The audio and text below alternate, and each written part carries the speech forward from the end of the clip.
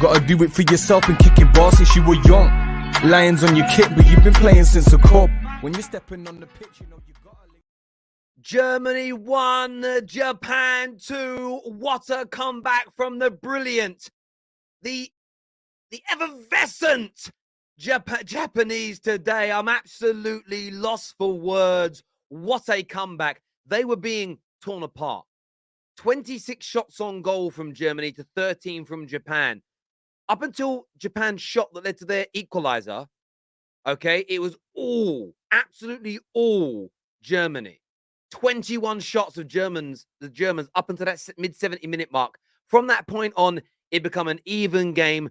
The Germans lost their way. The Germans lost their way mentally because they had the physical prowess. They got the technical prowess. They lost their mentality, and the Japanese did not. What a huge shock. Are the Germans facing more national embarrassment? Could it be 2 World Cups running where the might of the Germans go home in the group stages? It is plausible. It is plausible. When you look at who is in Group E, and I'm going to read this out to you, Spain and Costa Rica. Costa Rica are often no mugs at World Cups, and Spain are Spain. Germans next game, Germany next play Spain. So they don't even have the opportunity of playing the so-called weakest team in the group, Costa Rica. They've got to play Spain, who kick off themselves in an hour's time. If Spain win, the pressure on Germany is going to be absolutely immense. Japan play Costa Rica before them, and if Japan beat Costa Rica, it becomes must-win. It becomes must-win for Germany. It's an amazing way for us to get the content underway today in relation to the FIFA World Cup. I want your thoughts and I want your feelings. Make sure like buttons are being smashed right now, my people. I'm going to do a little giveaway on all our match reactions for the World Cup. If we hit 500 likes while we're live, we'll give away some free memberships to you. So make sure you are getting that done. Tomiyasu improved Japan's defense. He did. He gave them a bit of extra physicality on top. So one area I thought they were going to fade in because they just don't have the same size as a lot of the European and the South American teams. Technically on the ball, I think they're as good as the vast majority of the world. But what they do have is great tenacity, great energy, great perseverance. Tomiyasu came on and gave them that little bit of extra strength. Obviously, he's playing at the highest level of the game. And they just slowly in that second half got more and more into it. They scored that goal in the 75th minute. And from that point onwards, in my opinion, there was only going to be one winner. Legitimately, I'm looking back at the game now, statistically, trying to think about how I was feeling at the time. And they just looked the better team. So let's just look at this. Up until their goal, this is the madness. Up until they scored the goal, it was 21 shots to 7. 21 attempts on goal to 7. Equally in that time, 15 chances created to 7. You can have more than one shot in a chance creation. Everybody knows that. From the point their goal went in until the end of the game, this is the difference in it. 5 shots to 5. 5 shots to 5. The Germans, they're mentally fragile. And do you know what's mad about that? Legitimately, what's mad about that? I've never known a German team to be this fragile, to be this mentally unstable. On the football pitch, of course, I'm talking.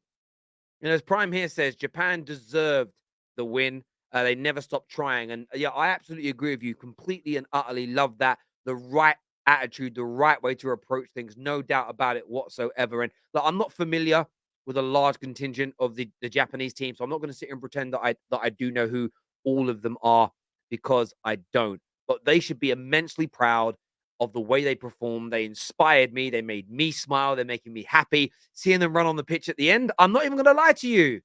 I had that tears in my eyes. I get emotional over that kind of thing because sport is so important to this world, in my view.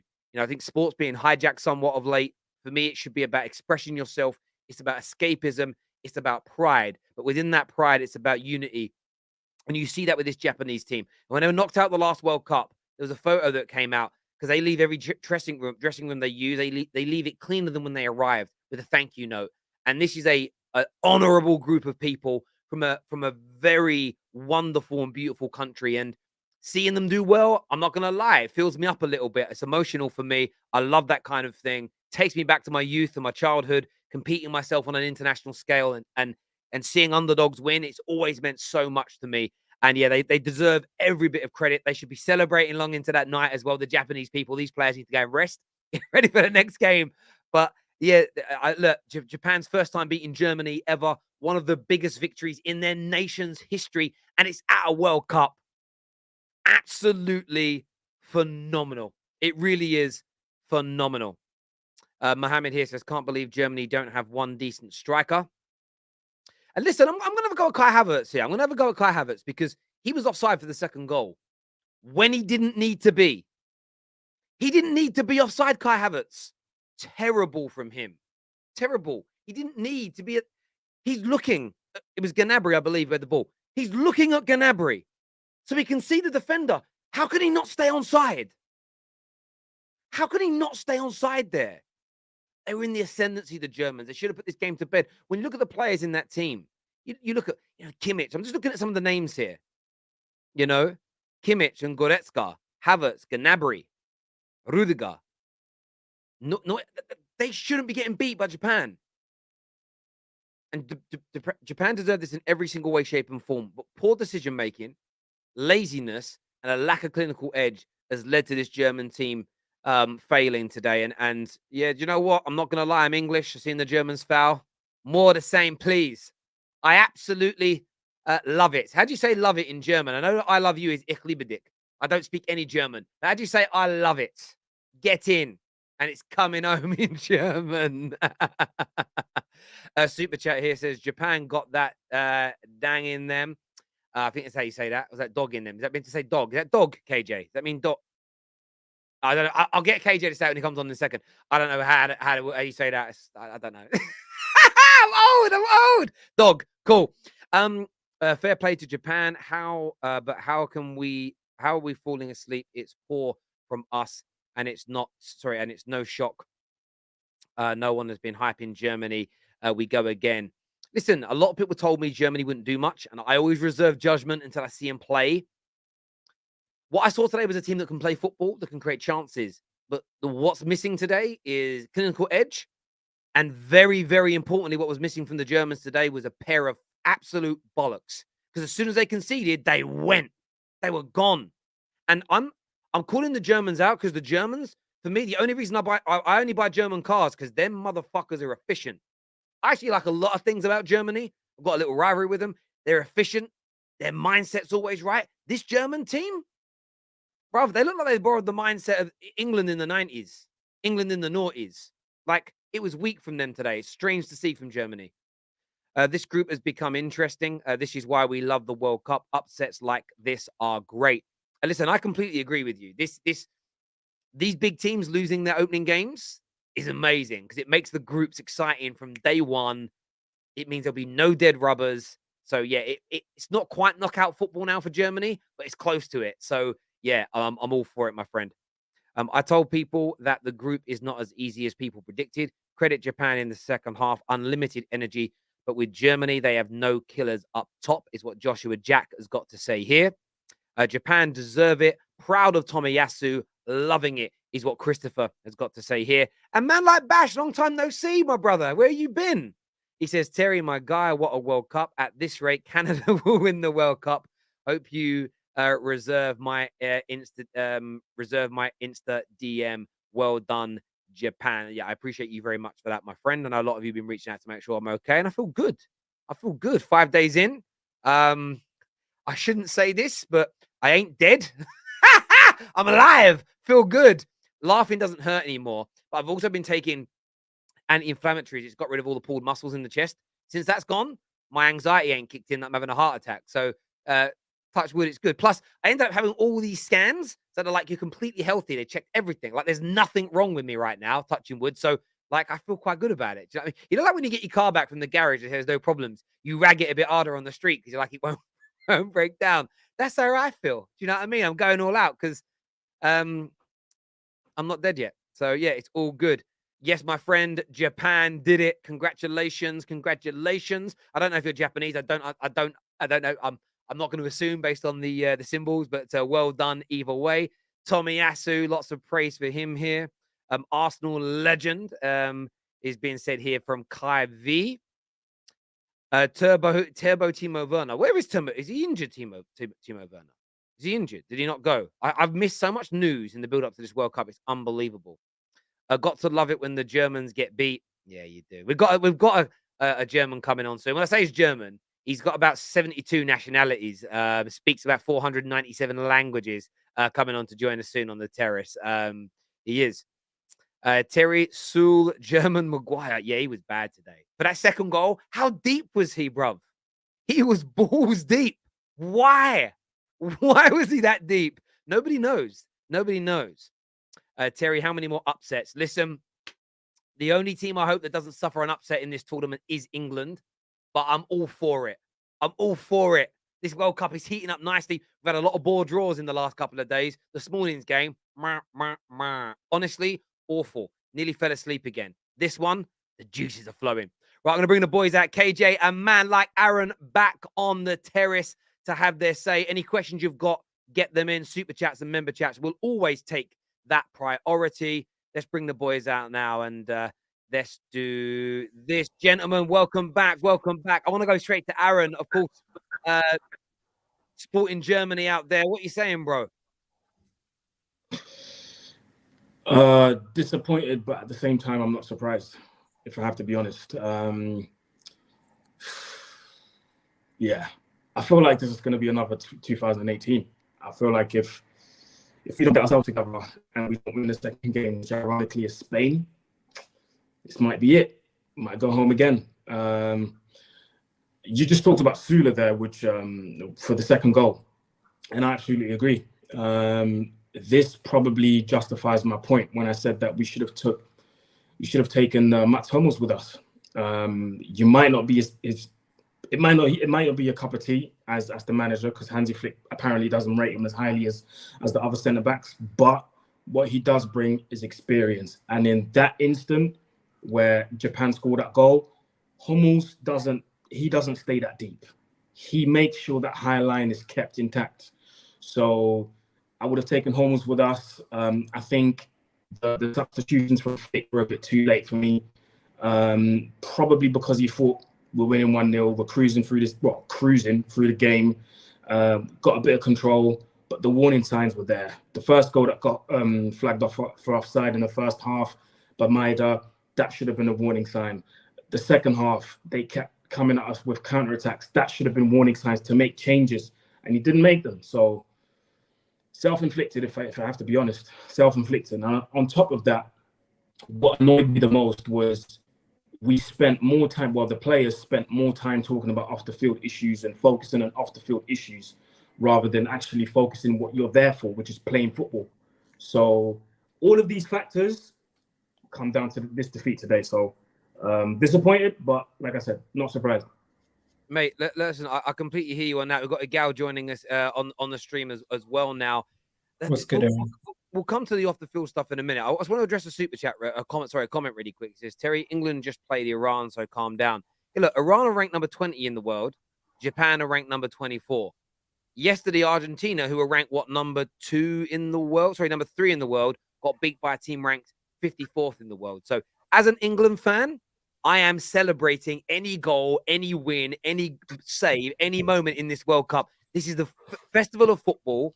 And if you ain't enjoying every single minute of it, especially when it comes to your nation, don't watch it, bro. It's a madness to me. Do you know what I'm saying? Like, it's like watching a Marvel film and going, well, that was a great fight sequence, but I'm not going to enjoy it until I know what happens in the end in case I'm disappointed. People are weird out here these days. KJ, another shock, another upset, another big nation humble today. Konnichiwa, Fluis Terry. Yes. I love this game. I love this sport. Japan did that for all the anime mandem out there. We get to eat good today. You know what I'm saying? No longer can people cuss us about what we watch in our spare time. We need to have a good time. You know what I'm saying? No, it was an excellent game. And I gotta say props to the Japanese manager. He made the subs absolutely perfect today. He brought in Tomiyasu at halftime to show up the defense, and then he brought on the secret weapons in Matoma and is it Asano? As well. Asano. And all of them, and of course Minamino as well. All of them came on, all of them involved. Their energy, their pace was just what was needed to get back at that back line, who's outside of Rudiger is slow. Outside of Rudiger, that back line is slow. The high line was not working for them. They got in behind many times, and they got their just rewards for the game plan that they had. They made the change, and it was well executed. And that second goal, my word. This is why people ask why you know PMP so much? That is why. Because without the pace and without the power, we don't get the finish. You know what I mean? That was a beautiful goal over the top. He rised the challenge, puts it in top bins at that angle as well. Noah's one of the best goalkeepers we've probably ever seen in the history of football. So do that against him for your country to get the winner is this wonderful scenes, man. And yeah, Japan, surprise package. Didn't know this was going to come. They have a lot of energy, but they also got the technical quality as well to go with it. So yeah, we can smile and be happy that another upset happened. Obviously, Aaron won't because Germany's his team. But as a football fan, wonderful game to watch. Wonderful game to watch. Yeah. Absolutely. And Gal, they're up against Spain next. They come up against Spain. I know we haven't seen Spain kick a ball yet, but it's looking quite precarious for the Germans with the order of games they have to play now. You know what? That's what happens when you lose your first game. All the pressure's on you to get the results for the next couple of games. But I just want to celebrate what Japan just did. We can't fathom how big of a deal this is for them, their nation, and probably their greatest ever win in the World Cup. So big up to them. And of course, you're going to look at Germany. You're going to say to yourself, the Germany side, we already knew what they were. I looked at this team going into the tournament, and I was saying to myself, they're a good team. They're a mixture of youth and some experienced players from over the past couple of years. And it's like, couldn't those experienced players guide them through the tough times? And will those young players show their youth and have those moments where it's like, you know what, they can't yet get to these levels and show that they're able to do it consistently. And I just felt like Germany had a lot of chances. They could have ended the game early, but as the game grew on and on, it swung in Japan's favor. And when Japan got that opening equalizer, they were the only team that looked like they're going to score the second goal. Because I don't know what happened, but from where I was watching, it looked like it was all Japan in the second half majority of the time, and it was so easy for them to get in behind. It was crazy. Yeah, it was interesting because I mean Terry's judge is potent. I should bottle this and sell it because I didn't say they couldn't win, but I was watching it and thinking they've got skill, Japan, but they just don't have the P&P, as you would call it, the power and the pace against these bigger European sides. I just felt like the Germans would just be too strong. But it was almost Germany just faded in the game. Fatigue, ideas as well when they didn't take those chances. They had some bright players out there, though. Of course, I always butcher his name. The young lad, is it someone said Musiala. He looked very good. You know, he had some. I think the commentator said it, and he was right. Some Ricky Villa moments, dribbling through the team and everything else. Didn't quite have the finishing touch. He looks promising. But outside of him, I just felt the majority of the German team today just lacked that bite, that edge. You know, very much what we said about Argentina yesterday, just not quite up for the fight when it really got going. And it's strange for me to see that, Aaron, because my whole life, Germany have had that about them. They just, even if they don't play well, they're so efficient. It's a national trait that they get the job done. And today, they looked a little bit English today, like just crumbling under that pressure. They did, man. And you said it there, Terry. It's the efficiency that wasn't there today. I think at 1-0, I lost count of how many chances we had to go up 2-0, 3-0, 4-0. We hit the post. We didn't hit the target. We hit the Japanese defenders were blocking. And in football, we all watch football every single week. It happens all the time. If you don't take your chances, the other team will. And that's what Japan did. Yes, you can say it's 2 balls over the top, but they took their chances and they secured the back line, defended how they needed to defend. And that's what won them the game. So yeah, the efficiency, which is what we're known for, is what we didn't have today, which is very, very funny. I think Musiala is probably the only player I can say can leave the pitch with his head held up high. The rest was pretty disappointed. I think Gundogan as well played well today. Gnabry, I'm not used to seeing these type of performances. Very poor today. Don't know why. You could possibly say it's because he's playing out on the right, but that's no excuse because we know that you can play multiple positions up front. You can play on the 9, 7, or the 11. You can play all 3 positions. So there's not really an excuse. Yes, you can say Sane is injured, but look at the bench. Look at all the players that we brought off the bench. There's no excuse not to score a goal. So, yeah. The efficiency is what lacked today, and and you know what? We all laugh because he does this on a regular, and it's funny to see. But even with Rudiger doing what he did while defending that 1-0 in like the 60th minute, like, bruv, like don't do that. You know what I mean? Like at the end when it's 2-3-0 and there's like 1 minute left of the game, cool. But when you're running funnily just to make fun of the opponent or whatever, I don't know why he does it, and then you go and lose, it just shows that you're arrogant, and you need to humble yourself. And we actually no, the job ain't done. I can't do my funky run and have banter right now because there's a job to do. And when players are doing that and especially in your defense, and he's supposed to be the leading centre back of Germany, you got to look at it and be like, well, how good do you think you actually are? Because clearly you think you're better than you are, because you can't be doing that. You can't lose and do that. Yeah, he looks. I mean, I tweeted saying this guy, and when I tweeted it, I didn't expect Germany to lose because they were still creating chances. They were still in the ascendancy, but he does look really silly now that he's done that. And that's the thing. If you've seen it in boxing, I'll send you guys the link. I can't remember the name of the fighters. They're no-name fighters, really. And there's this guy who won every round of a fight. And in the final round, the level of showboating was crazy. And then he got caught on the jaw and knocked out. That kind of feels what happened to like showboating and got caught on the jaw. Anderson Silva settings in the UFC. Just watch Anderson Silva showboat foul people, and you'll see what I mean. Terry, there's nothing wrong with it if that's how he is, like, all the time. He's literally like that all the time. No, there is something wrong with it when you don't win. You know what I mean? When you're not winning, it looks silly. It looks silly, like there is. You know what I mean? And yeah, bruv, you know me. I'm all for players expressing themselves, doing whatever. I'm here for that. But when you're in a World Cup, when your country is angry with you that you're going there and you're not doing the One Love armband, people are not happy with you as a squad, and you go and doing that, and you go and lose. Yeah, I'm sorry, bro. You can't. You're right. It's a bit like, I've got no issue when players dance after scoring goals. I like it. But imagine your team's 5-0 down, you score a goal and then you dance. No, there's a time and a place for these things, and often in life it's the timing as opposed to the action. You know what the Japanese would call him? They was call it baka. They'll say baka, bro. That's what they would say. Aaron, no. Is that an anime thing? Yeah, it's Japanese for idiot or fool. You know what I mean? That's what they say. Yeah.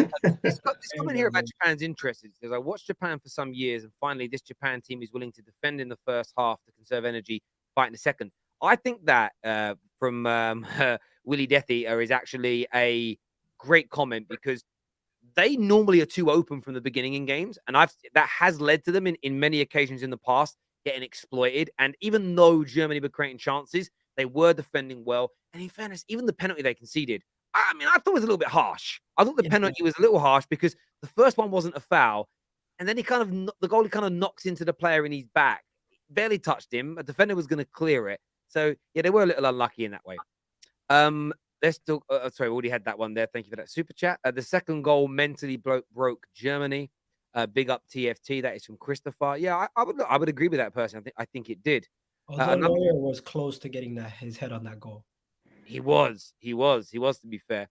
Another factor, quite a lot of Japanese players are in the Bundesliga. That's true. There are quite a few in that league. There is a few. They know that German football, and they obviously know their opponents. Yeah.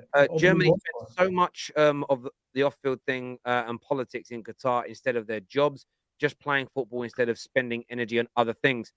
And look, it's obviously an interesting tweet to bring up. And I was going to ask all your opinions, of course. Before the game, there was this sign of protest from the German teams covering their mouths. Their tweet about it essentially alluding to the point is that they feel they've been silenced by authorities from spreading the One Love message and, of course, standing up for LGBTQ plus rights. What were your guys' thoughts about this sort of protest movement from the Germans before the game? Aaron, you go first because it's your team, isn't it, sir? Yeah. I don't feel like it's fair to give players that type of responsibility to be bringing out messages or talking about messages of that manner. It's already a tough season, and it's already a weird season where we started the season early, we've got the World Cup in the middle, and then we've got the season carrying on straight after that. So the players have a lot on their minds. They're playing constant football. We're used to having European competitions like you'll have the league, you have the Champions League, and then you have 2 weeks in between, play Champions League again or Europa League or whatever it is. We literally had league and European competitions back to back for 3 months straight. So the players already have a lot on their mind, and to be putting that kind of load onto their shoulders to go into a special World Cup, let's say, and then worry about those issues as well. Like, they were asked so many questions by the German press, and some of the German players took a stand on what they believe in or what they don't believe in. And I just felt, at the time, I was like, maybe they're focusing on this too much and they're not focusing on the football. This could come back to bite us in the ass. But I thought, you know what? We've got a good team, we've got the players. But look at us now. Look, now people are going to turn around and say, well, you guys were talking about all these issues and you weren't really focusing on the football. So what are you really there for? Is what I'm asking myself. Are you there to play football, or are you there to talk about the off-the-field issues? Because if that's the case, then let's just all go home and then we can talk. We can do streams like this, like we're doing with Terry, Football Terrace, and then we can talk about these issues like this. But I think if you're there, focus on the football, because right now you're looking really silly. Because from what I have seen, especially in the German press and the German media and all the German interviews, those topics were the main topics. There was hardly any football. Topics. So, yeah, that's my take on it. I think this notion of they've been silenced is silly, because the only person that silenced them is them. You know what I mean? They still have a mouth. Like, they still like if they want to do said thing, if they want to speak and spread a message, yeah, you may have decided against the armband, but nothing's stopping you from actually saying it through your words. Nothing's actually stopping you from saying what you want to do through your actions. But you want to scream silencing now. Like, come on, people. Like, it's one of those ones. If it's a cause you really want to fight for, then fight for it anyway. You know what I mean? So you can't be doing, we're going to do this, then renege on it, and then say, we're being silenced, when you had the choice. If I said the name Peter Norman to you, you know what I'm talking about? No, not too sure. Nope. No. But he's in one of the most famous pictures you've ever seen. Oh, is he one of the runners? Is he the guy who did this? He's the Australian guy who was on the podium with two. I believe they were Americans. With the black sort of power salute. Yeah. Now, not a lot of people talk about this because of the two gentlemen that put their arms in the air, of course, get, I'm not going to say fame and fortune for it, but they get a lot of credit and a lot of accolades for doing this. Peter Norman was the man who snuck out the gloves they wore in his pocket. He didn't put his arm up. I think what I read, and if I get this wrong, I apologize, was along the lines of, because it's their thing, I didn't want to kind of take over it. But after winning a silver medal for his country at the Olympics in Mexico City, he was basically ostracized in his own country because he supported that movement. And the reason that I bring him up is this. If you truly believe in it that much, don't go, don't play, or wear the armbands and take the punishment. If you're there because you're like, do you know what, though? I don't want the punishment because I want to play football, then I also say that's fair as well, because people don't have to protest. So then just go and focus on the football.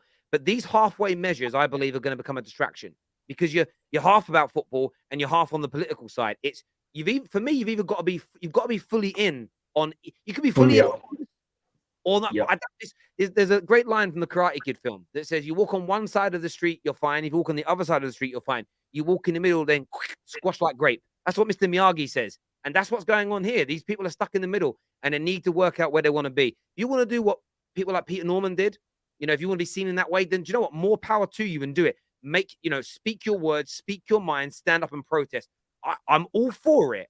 But this middle ground of I want to, but I can't, I'm being silenced. Look, none of these footballers are going to be arrested if they say something. That isn't going to happen. None of these footballers are going to lose their jobs. None of these footballers are going to lose their income. None of these people are going to have their homes taken away from them.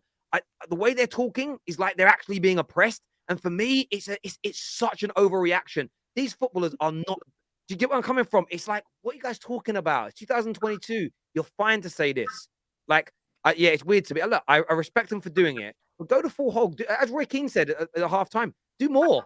You're actually going to do something. Do something. If not, then stop pity patting around it and play football. Like, I just think there's got to be a happy medium on those two things there. Yeah, it's all for sure. Super chat here says, how people are saying Argentina and Brazil to win the World Cup, lay off it. It's like someone trying to marry your grandma. Be real, come on, stop the cat people. You want to say we live in the past? Is that what he's trying to say? Yeah, I wouldn't quite go that far. But let's wait till we see Brazil play first, because everyone was saying that France are going to be rubbish, and they were brilliant last night, I thought. Yeah, Rudiger clown thinking he can beat Naruto Power. Is that anime? Yeah. I'll leave it to you kids. I don't know. I watch Power Rangers, mate. That's what I watch. Rest in peace. Rest in peace. Rest in peace. I met him about 4 or 5 times at tournaments growing up. Like, I don't know him, but I met him, great guy. I was heartbroken. That guy got me into karate, man. One of the original people. Him and Daniel Russo, like him and Ralph Macchio are the 2 people that I'm like, I want to do karate. And the greatest Power Ranger to ever. Harry, can I say one thing on this before? About Power Rangers? No. Back on the topic. When is the World Cup going to become about the World Cup? Because I feel like the World Cup has been somewhat like sabotaged based on the opening ceremony not having situations with that, people not just giving it the respect that it deserved with the build-up to the tournament. And now that we're in the tournament, we're still talking about all the other things. When are we going to just stick to talking about the actual football on the pitch and enjoying the football? Because I feel like it's been almost every single game, there's another talking point being brought up. And it's like, when are we going to have a proper build-up and a proper analyzation of a match? Because almost every game, Terry, there's another topic where we're discussing, and it's like, wasn't they talking about Qatar and climate change now? So when was this a thing? Yeah. One of the segments was about climate change in Qatar. I was like, so when did this become an issue? Like, I said it before. Like, all these things I care about on a personal level, but when I watch sport, you know what's crazy? There's a phrase that they use in Hollywood now, which is like, if you go woke, you go broke. And it's where like movies or TV shows, things become too. And listen, there's elements of the woke movements, as people refer to them, that are so important. Of course, Black Lives Matter. Of course, I believe that Black Lives Matter. But like sometimes you watch sport or you watch a film or you're listening to watching a music video. Sometimes you just want entertainment and you want there to be escapism from the 2 Americans with Tommy Smith and John Carlos, FYI. Yes. But the reason I was using Peter Norman's name, by the way, is just because that story, when I heard that story about 2 years ago, it shocked me, because it's almost, when I say shocked me, it was like, what great sacrifice from him. He literally ruined his career and financial future to like support a movement. My point is, if you want to wear an armband and you're only going to get booked, I just don't want to. Those 2 things aren't comparable. Do you know what I mean? And I think that's why I brought it up. But yeah, respect to those guys as well, absolutely. But yeah, the kind of, when I watch sport and I watch films and I watch TV shows, generally speaking, I just want to be entertained. There's always going to be messages in certain films, but like sometimes you can just tell they're trying to shove politics down your throat, and it's some people switch off from that. And I think it's a lot. I do get where you're coming from, Miguel. And some people will say this isn't politics, this is human rights, and I completely understand it. I do, and I respect that. But from my standpoint, I agree with you, Miguel. I want to just watch and listen to the football. I do enough of my own stuff on the side on politics and listen to what's going on. This for me is my escapism, and I'm not getting it. And it's something about it bothers me. It's why I love the UFC. It's why I love the UFC. It's guys, great. Guys, I've got to go, man. I've got to go. All right, bro. Man, I really appreciate it. No worries, my guy. Take care. See you soon, mate. Thank you. But yes, look, back to the football then. Obviously, Spain kick off in about 25 minutes time. We obviously expect them to win, but this group's been thrown wide open now, KJ. Yeah, it has. And even if I look at the Spain lineup, I've got question marks. It's raising eyebrows. Like that defense, it looks gettable.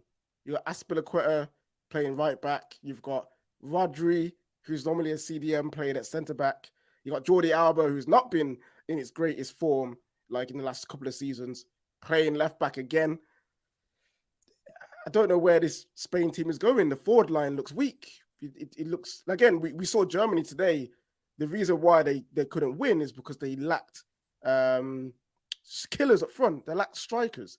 Where's this same strikers for Spain? So they probably will win the game, but it's gonna be tough.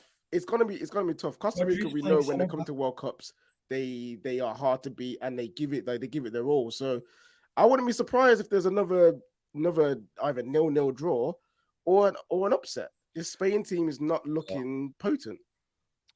Well, it's Their issue, Terry. They got the mixture of youth and age. But why is Rodri as a center back? I'm kind of confused. I've never seen him play center back for Man City. yeah, I don't know. When I look at this Spain team now, the drop off in that country, like considering they built this whole system to produce those winning teams sort of between 10 and 15 years ago, that I know there is still quality coming through. Pedri, Gavi as an example.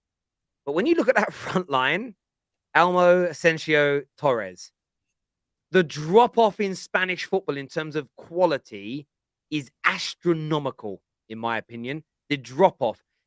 I don't think those three make the squad 10 years ago, let alone start a game. Like, they really, really don't. And it's mad to see, in my opinion, the drop off in Spanish football, which I don't really understand, because you would naturally see, like, they won those tournaments. There'd be an increase, more children taking it up as a sport, more money being invested into it. Maybe that hasn't been the case and people can educate me on it. But yeah, it's strange to see that drop off. And who knows, maybe Spain mess up. And it creates a situation where Germany are then back in it. But who knows? Maybe Costa Rica and Japan qualify. Who knows? Yeah, who knows, man? Who knows? And to be fair, like you look at their bench, it's like you've got players there. They've got players there that could potentially do something. You got Ansu Fati. You've got people laugh at Morata, but Morata actually scores goals for Spain. Like Marcos Llorente, who's been Atletico's one of their best players for the last couple of seasons. Like they're playing Pino, and Ansu Fati. Like, so you've got a set of players there that actually maybe if you do it together right, you could do something. But no, they choose that forward line. Terry, what you're doing is you're comparing them to a team that won 2 European Cups and a World Cup. It's very difficult to compare this team to that. But regardless, they should get out the group. Even though Japan won, somehow Germany and Spain should still find a way to get out this group. And if they don't, it's unacceptable. How? Because if Germany lose to Spain, they go out. No, but I'm just saying, regardless, going into the tournament, you would have said Germany and Spain should somehow get out of this group, regardless. Based on who they have and the quality they have. You can't tell me that Japan team, yes, they won, but going into the tournament, you would have never said that both Germany and Spain would have finished behind them. Yeah. But I don't know. Like, just both going into this. This is why I said Germany were dark horses for literally games like this. I said, they ain't the best Germany team we've seen. They're not like what they used to be. If they get it right, they could go and do something, because we saw good stuff from them. They just couldn't score goals. But like, even with the Spain squad, again, before the World Cup, we said, you know what I mean? Like, what is Spain? Where are they going? They've got 3 star boys, and then the rest is mid. So to say that the gap in quality should have been that, like, bro, I just like, feel like Japan reach knockout stages. Like I just seen who's starting for Costa Rica. Costa Rica, man, like Joel Campbell, Is he still there? Hey, Joel Campbell's still there. Wait, is Brian Ruiz? Is it Brian Ruiz? Is Brian Ruiz also? I think Brian Ruiz is on the bench. Yeah, 37 years old. He's on the bench. Yes, let's go. Yeah, do you know what's mad? This is what I love about the World Cup. Even with the modern day world, the internet, YouTube, I still forget certain players exist because I'm so heavily focused on the Premier League. Because again, like I said, if you're watching 6 teams play intensely twice a week on average, there's no way you're watching other leagues with a fine tooth comb. You can't do it. It's impossible. But yeah, it's interesting to see. But I think you're right there about Japan. Like, Japan can't be written off, especially now they've won this opening game, because that's going to buoy them with confidence. It's going to give them something to hold on to and fight for. And if Spain have got to win this game, there's no guarantees, but they've got to win it, because that really throws a spanner in the works, And if Costa Rica pull off another shock here and they pick up the win, then suddenly you're looking at a situation between Spain and Germany where even if they get out the group, it may be second. And then who knows who they're going to play next. And yeah, this World Cup for me, and I said the other day, I'm not going to give an overriding opinion on England. We'll change our opinions once you've seen everybody play. I want to wait till I watch all the quote-unquote big nations play. We've still got to see Brazil. I know that Neeks is excited about that. We've still got to see Portugal play. Spain kick off now. Belgium. I'm going to discount Belgium slightly because I just am. They've got no pedigree at the end of the day. Yeah, yeah. So basically, we've literally got 1, 2, 3, and Uruguay, I think, as well. You've got four or five more teams, and they're literally pretty much all the next games in a row. Then I think we're going to be able to see. Well, I actually think by the end of this first round of games, I think people are genuinely going to be looking at England between anywhere in first and third favourites to win this. You guys are favorites, one of the favorites, regardless. I think we are, but yeah, I think we'll be top 3 favorites by the round of first games based on how people play, goals scored, and then after the game against America, then we'll see America. Then we'll see what happens. I actually found out today Jesse's going to interview one of the American players. Actually, that's nice. Yeah, good stuff. Killing it over there in Qatar, Jessica Black. We do need you back here in the UK at some point. We just do. No chances. Germany, Spain, Croatia, Belgium. Write them off now is what my brother Neeks has got to say here. My English brother, Brazilian brother, Jamaican brother Neeks. No, wait, Trinidad. Sorry, like yeah. One of Spain or Belgium, depending on how they do in their group, are going to get to at least the semifinals. I don't know. Gal, I don't know. This is what I'd say here. I think there are teams in this tournament, right? And I'm just going to name a few of them that right now, legitimately, I kind of look at the situation where I think, I don't know who they're going to play. I haven't looked at the tree. But if Spain were going up today against Denmark, if they were going up against Senegal, if they were going up against... Listen, I'm not even writing America off right now against some of these teams. Some of these teams look so weak. And the problem is with these big nations, I feel like when they feel weak, they feel like they're inadequate, it gets into their heads. These slightly smaller footballing nations, I think they have a little bit more self-belief, a little bit more... I'm going to use an Terry, my point is, when it's you a get to the simple semifinal, we phrase. don't usually have too many surprises in the semifinals, do we?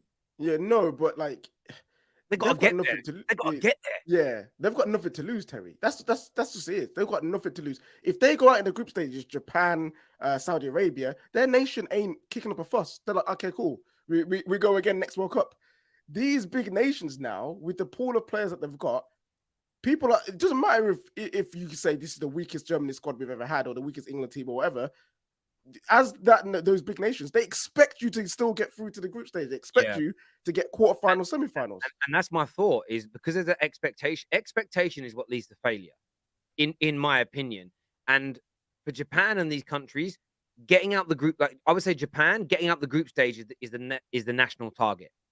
And even then, if they go out of the group stage but play well, their nation will sing their praises when they come home. The Saudi Arabians, they've already won the World Cup from an expectations point of view back at home. Wales have already won the World Cup. What? They scored a goal at the World Cup. These men ain't been at the World Cup since the Queen was a baby. 70 years or something ridiculous. The Queen was a baby. The Queen was a baby. I swear it's longer than she was even coronated. When Canada score their first goal or win their first game, they've won the World Cup. That's it. You've done. Canada's never scored a goal in the World Cup, so yeah. Exactly. So if as soon as you do that, it's finished. If your nation, the point I'm making is if your nation wins a game, that is it. The point I'm making is if a Spain team is playing poorly and they're under massive pressure and they go up against a good footballing nation that have no pressure on them, I think at this point, in this moment in time, 2022, they can get beat. Let's do some super chats here that have come through. Human rights with flavor of the month. Politics is what Omar says here. It's going to be another shock World Cup like in 2018 is what Nav says. Well, I hope so. I love a shock. I hope in the bigger shock is that a team that hasn't won it since 1966 picks up that beautiful Jules Remain. Stop lecturing other cultures on their religion and moral values. People in the Middle East are not gonna disobey their God to please the Western colonial values. And I'm not getting into that debate personally, but it is a question that I've always posed to people is like, I don't know how it's meant to work. So yeah, I get your comment completely. I've never really understood that dynamic of this is how we should behave, but what if it's against someone's religious values? And at the same time, religious values are meant to be protected. Who wins? I don't know. Not my decision. That's why I stay out of it. Watch Captain, what's that say? Tabasa. Is that how you pronounce it? He's yeah. It's like a football. Tsubasa. I think it's a football. I think it's a football anime. Yeah, I think it's that. Captain. So I'm not used to it. Some football animes are exist. That's not one I have heard of. But I'll just check. Yeah, I've not heard of it, so I didn't know. But plus, where's David? Yeah, I don't know where David is. The I English, sent him the link. I sent him the link. the English German hasn't turned up. If players really cared about LGBTQ, why not wear it in every Premier League game? What happens if the World Cup is being held in Africa? The same old bashing is what Tahir has got to say here. There's a time and a place to stand for what you believe in. Before World Cup started, these could have been done. Most who watch the World Cup just want a good game. Thank you, Zane. KJ, Germany and Spain can both still qualify. Spain beats Costa Rica and Japan. Germany wins the next 2 games. Still mathematically possible. Yeah, it is, but I don't think that's like it. I don't see, because all Japan needs to do is beat Costa Rica and they're through. Yeah, so that's literally it. That is literally it. Nah, man, Arteta's talent idea is mad. He bought Tommy from Bologna. Is what Mateos has got to say here. And yeah, listen, his IQ is good, but I will say this: when Arsenal signed Tomiyasu, I was the only content creator that was saying what a good signing. Everyone was like, I don't know much. Some said I don't know much. I didn't give an opinion.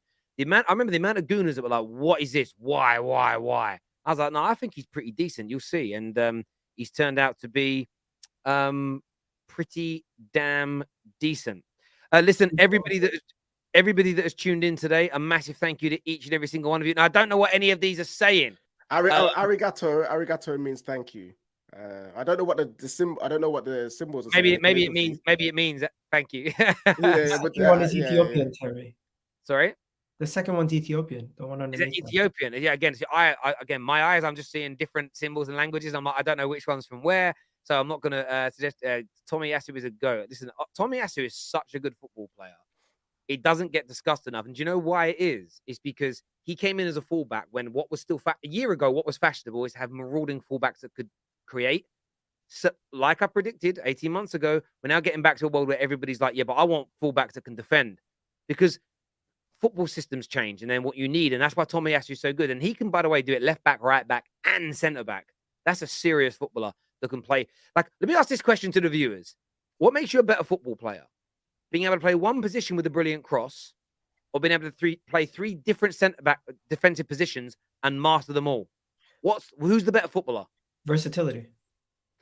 Because I say that because a lot of people think about being a good footballer just about how good your touch and pass is, and it's a very important part. But if you can only play one position and you're only good at half of that job anyway, like, is Tomiyasu better than Trent? Is what I'm asking, basically. I'm not going to beat about the bush. Is Tomiyasu a better fullback than Trent Alexander-Arnold? And the reason I use Trent is because Trent was seen as the best in the Premier League. So, of course, he's the benchmark. No issues there. Listen, people that have tuned in, thank you. Take care. Goodbye. God bless. We're back later today with more match reaction content for you. We'll see you all again soon. Cheers, gentlemen. And we'll speak soon. Arigato.